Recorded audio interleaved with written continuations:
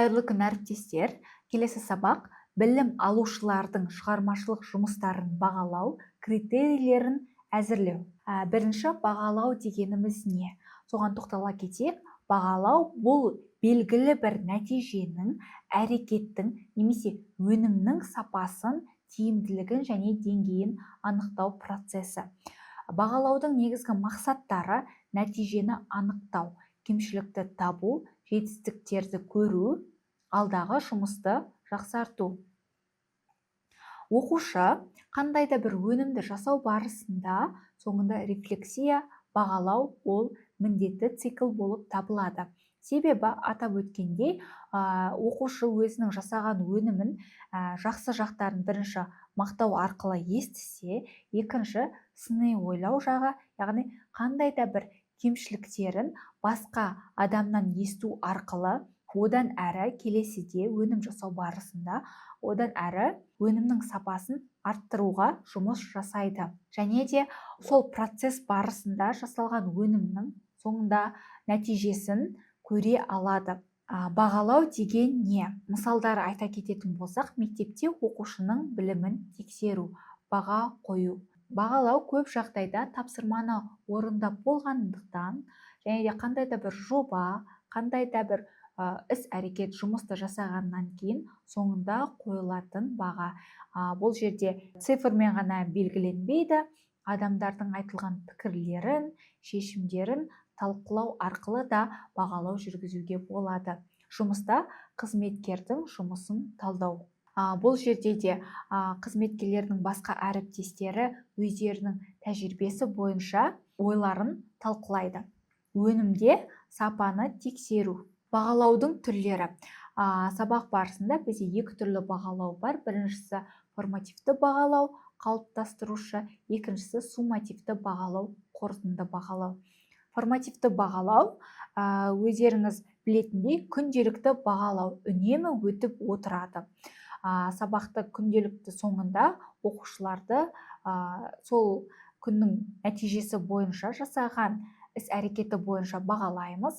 Және де келесі баға қоюдан көрі кері байланыс беруге бағытталған. Яғни бұл үнемі күнделікті болып отырғандықтан әр күн сайын оқушының жасаған өніміне байланысты соңында кері байланыс беріліп отыру керек.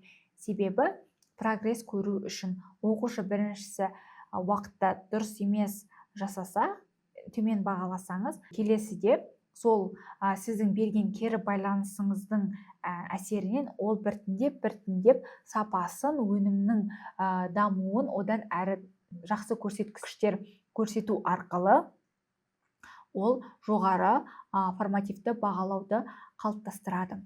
Келесі, оқушының қай жерде қателескенін көрсету ол міндетті.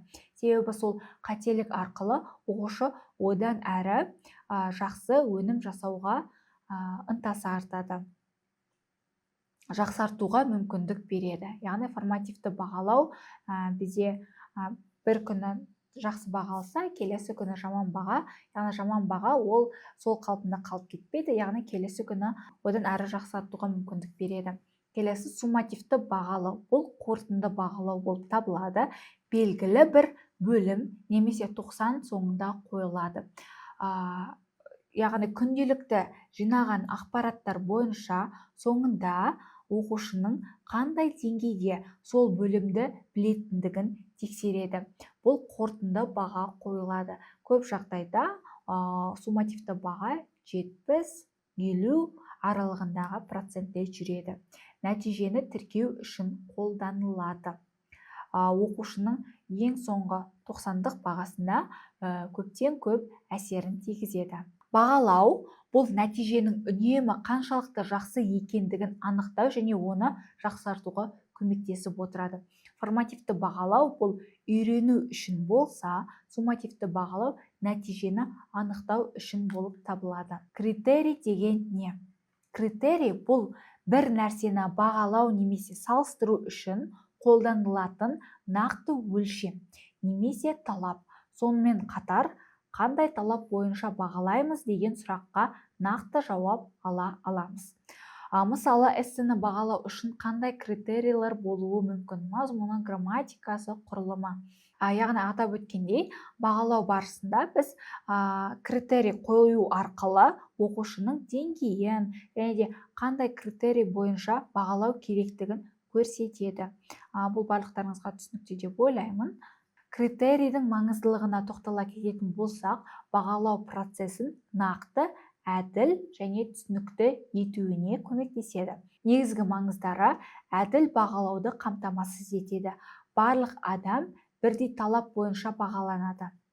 Яғни басқа адамдар көп ақпарат айтуы мүмкін, бірақ критерийге сай келмесе, оны дұрыс емес бағаласа болады.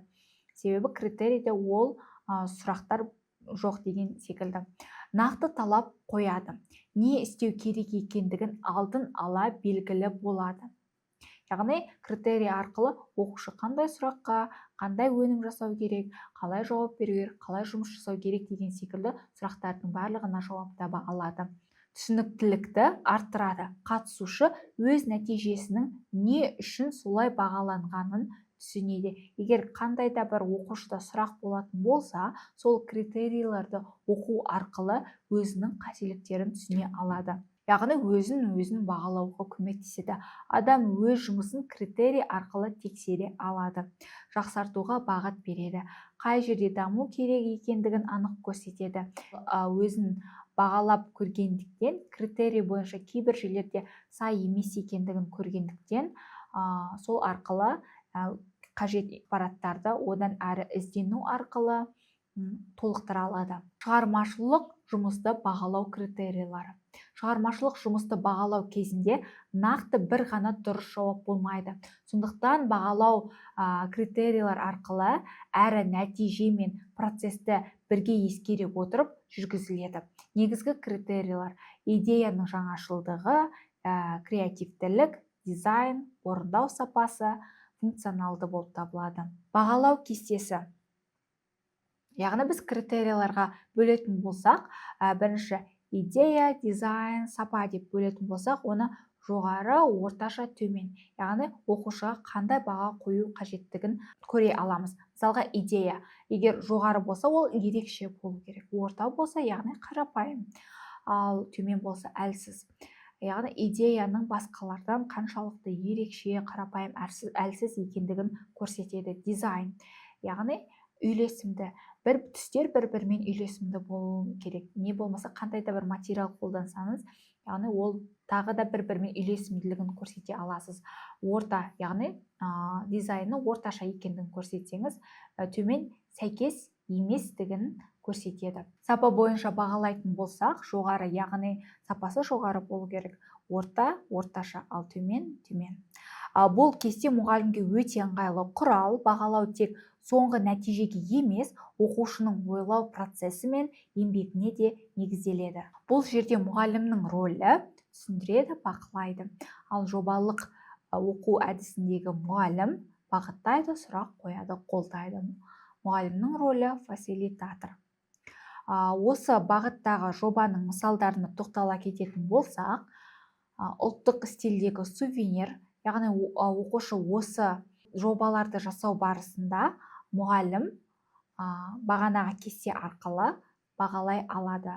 Дизайн, сапасын және де ерекшелігін анықтау арқылы бағалайды. Жоба мысалдары ұлттық стильдегі сувенир, экологиялық өнім, декор, аксессуарлар. Қадамдары: идея, аудитория, эскиз, өнім, презентация. Бүгінгі сабақта сіздермен оқушыларды қалай дұрыс бағалау қажеттілігін көрсетіп шықтық. Формативті бағалау қалай, суммативті бағалау қалай екендігін, және де критерий деген не екендігі түсіндірілді. Бүгінгі сабақты мұқият ден қойып тыңдағандарыңызға рахмет. Сау болыңыздар.